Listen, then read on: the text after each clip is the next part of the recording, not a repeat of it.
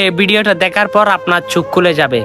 একজন বাবা একজন মেয়েকে একটি আইফোন কিনে দিল। মেয়ে টিকটক করে, টিকটক ভিডিও করে, ফেসবুকের মধ্যে ভিডিও বানায়। তখন বাবাকে আরেকদিন বলতে লাগলো, বাবা আইফোন কিনে দিয়েছেন, আইফোনের জন্য তো একটা কভার লাগবে। তখন বাবা বলে, কভার কেন লাগবে? কভার লাগালে আইফোনের মধ্যে আইফোন তো বিশ্রী হয়ে যাবে, খারাপ লাগবে আইফোনে। তখন মেয়েটি বলে, না বাবা, যদি এই আইফোনের মধ্যে একটা সুন্দর থেকে কভার লাগাই আরো সুন্দর দেখা যাবে আইফোনটা। তখন বাবা বলে, মেয়ে শোন, দেখি তুই টিকটক করস, ভিডিও বানস, কিন্তু তুই কি জানস তুই যদি পর্দা করস তোকে কত সুন্দর লাগবে? হ্যাঁ, মেয়েরা হচ্ছে পর্দাতেই সুন্দর।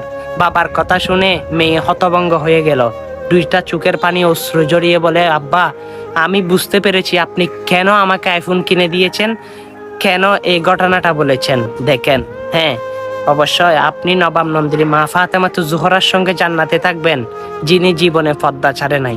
হ্যাঁ, সে নবাব নন্দিনী মা ফাতেমাতুজ জোহরা, যিনি আমার আপনার নবী মুহাম্মদুর রাসূলুল্লাহ সাল্লাল্লাহু আলাইহি সাল্লামের একমাত্র কন্যা, যিনি জান্নাতে মহিলাদের সরদান। তার সঙ্গে যারা থাকতে চান তারা পর্দা করে যান। পর্দা করা ফরজ, কোরআনের মধ্যে অনেকবার এসেছে। আপনি তো শুনেছেন, সকল মহিলাকে পর্দার আদেশ দিবেন। ভিডিওটা শেয়ার করে সকলকে জানিয়ে দিবেন। অনেক ভিডিও শেয়ার করেন, আজকে না হয় আপনার কারণে অনেক বোনকে জাহান্নাম থেকে বাঁচাতে পারবেন। আমিন।